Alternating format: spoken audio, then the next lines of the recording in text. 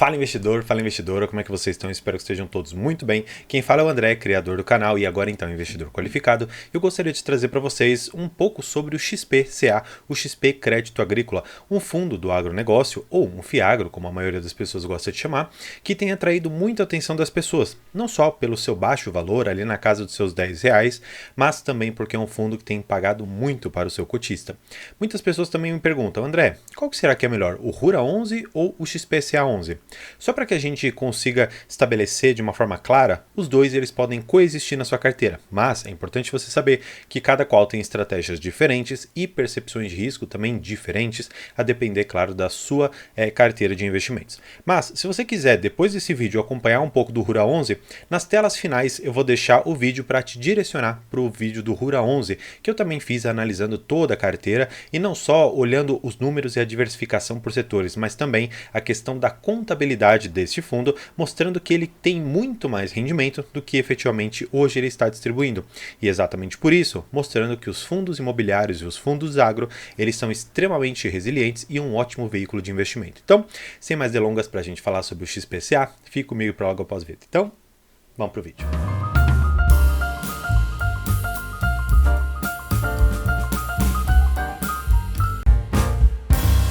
Trazendo vocês aqui direto para a tela, eu já vou mostrar basicamente que este é um fundo que está aqui na base 10, custando seus R$ 9,71, pagando aproximadamente 16% de yield ao ano, considerado, claro, o valor que ela pagou nos últimos 12 meses, e, falando dos últimos 12 meses, uma desvalorização por cota de 3%. Claro, em relação a tudo aquilo que você recebeu de dividendo, ou rendimento nesse caso, você teria recebido mais ou menos ali os seus 13%. Na verdade, aqui 12,99% para ser mais preciso. O que acontece, porém, é que você precisa conjugar a sua rentabilidade com aquilo que você recebeu, mais aquilo que aumentou ou reduziu em relação à cotação, para você saber a rentabilidade real daquele ativo na sua carteira. Mas isso pode ser um assunto para um outro vídeo.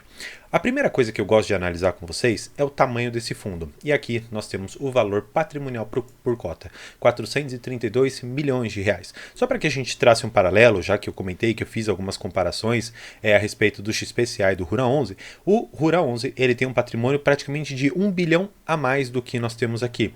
O ágio que nós temos em relação também ao RURA 11 também é muito próximo. Lá estava na casa dos seus 4%, aqui apenas nos seus 2%. Então está extremamente tranquilo. Em relação à negociação diária, nós temos uma faixa aqui do seu 1 milhão e 500 mil reais por dia, então realmente é um valor bastante interessante. E da mesma forma que eu fiz para o RURA 11, eu vou te mostrar como alcançar todas as informações desse fundo. Para isso, basta você entrar no Status Invest ou qualquer outra plataforma, ir em comunicado e achar o documento primordial que você precisa, que é o relatório gerencial. Ao clicar no relatório gerencial, naturalmente você vai ser encaminhado para uma outra aba, na qual eles trazem aqui alguns comentários do gestor. Esses comentários eles são interessantes porque, olha só que interessante, se você está falando de um fundo agro, você naturalmente sabe que alguns intempéries relacionados a questões climáticas vão impactar o fundo. Não necessariamente o fundo, mas os devedores que estão por detrás de cada CRA. André, não sei se eu entendi exatamente. Bem, vamos lá. O CRA, basicamente, é o certificado de recebível do agronegócio. Significa, em outros termos, que você, fundo, emprestou o dinheiro para alguma determinada pessoa que acabou tomando aquele crédito para comprar sementes, para comprar fertilizantes, enfim, para comprar defensivos. E tudo isso é necessário para que ele consiga, dentro do ciclo do agronegócio, produzir ali o grão dele, produzir, enfim, o que for que seja, para ele conseguir depois revender. Com essa venda, ele vai conseguir ali pagar todo o valor que ele deve não só para nós, mas também para todos os outros credores dessa pessoa. Claro, não é tão simples assim, isso passa por uma securitizadora, mas eu quero tentar trabalhar termos mais simples para a gente poder entender. E olha só como que é importante a leitura do relatório gerencial. Se nós queremos saber se o nosso devedor está com uma qualidade financeira boa, se ele tem riscos, é interessante você olhar, porque ele fala aqui sobre safrinha do milho e safrinha da cana, ele fala sobre os impactos do El Niño, diversificando chuvas no centro-sul e estiagens no norte e nordeste. Então, olha só quantas coisas importantes você precisa saber sobre o agronegócio investindo num fundo de crédito, claro, ligado ao agronegócio, mas é importante você saber. Eu vou deixar essa parte aqui do fluxo financeiro para o final, porque eu quero comentar com vocês algumas questões relacionadas à própria qualidade da carteira, tá bom?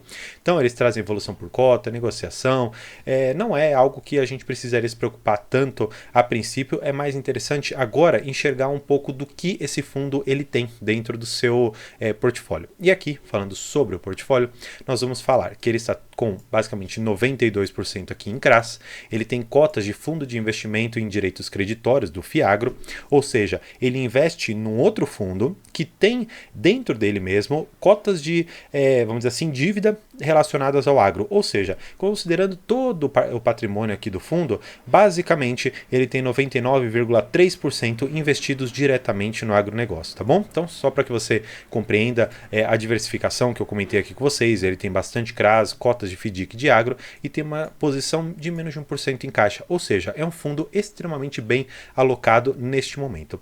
E aqui eu gosto de olhar com vocês exatamente quais os principais produtos que nós estamos expostos.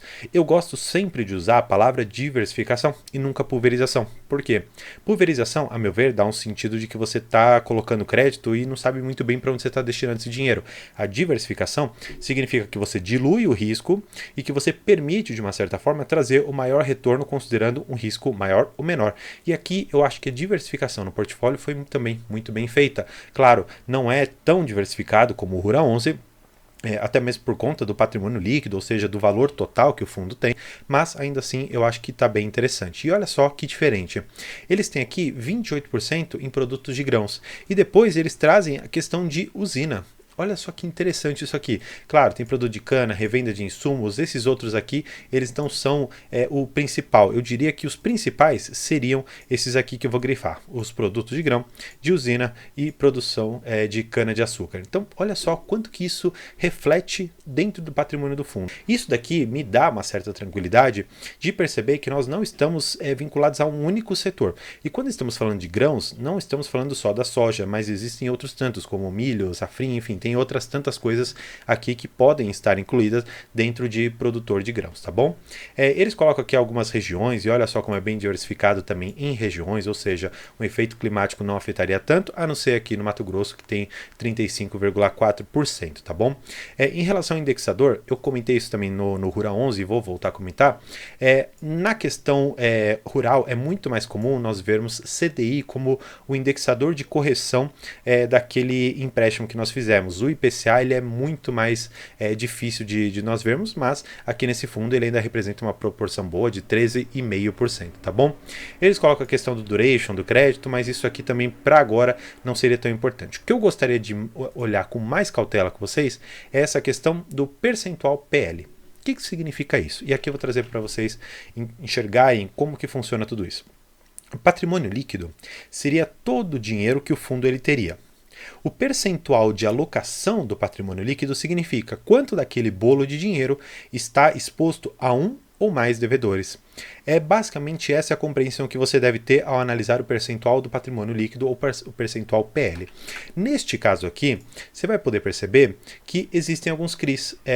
Os emissores aqui é Virgo e o risco aqui nós temos as pessoas, ou seja, os devedores que nós temos. Então esta primeira aqui, que é uma empresa que eu confesso eu não conheço, que é essa CRNets, ela está basicamente com 7% de exposição, ou seja, de todos aqueles 400 e poucos milhões, 7% estão alocados aqui. Aí você vai poder perceber que tem outras, você tem Itaueira, você tem AgroGalaxy, é uma empresa aqui da Bolsa, então eu acho interessante. Você tem a BRF também, é uma empresa de Bolsa.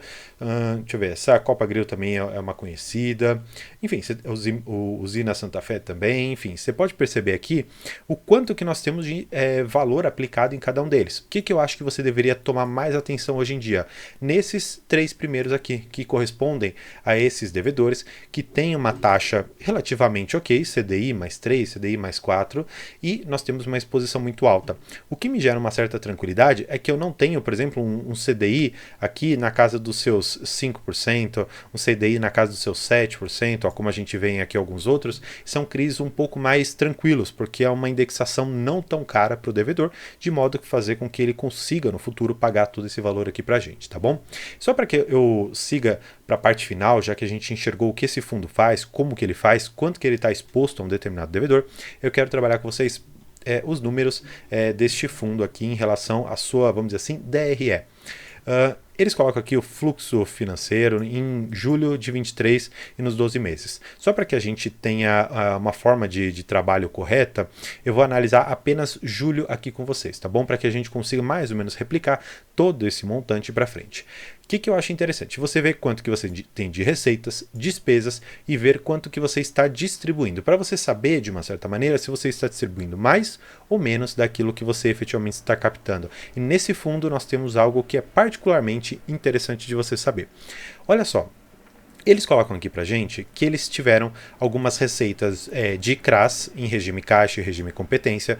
Regime de caixa é aquilo que efetivamente entrou e regime de competência é aquilo que é contabilizado, tá bom? Só para que a gente tenha essa divisão. Nós temos a receita de LCA e renda fixa, que basicamente seria aquela porcentagem pequenininha de 0,7% que está em caixa.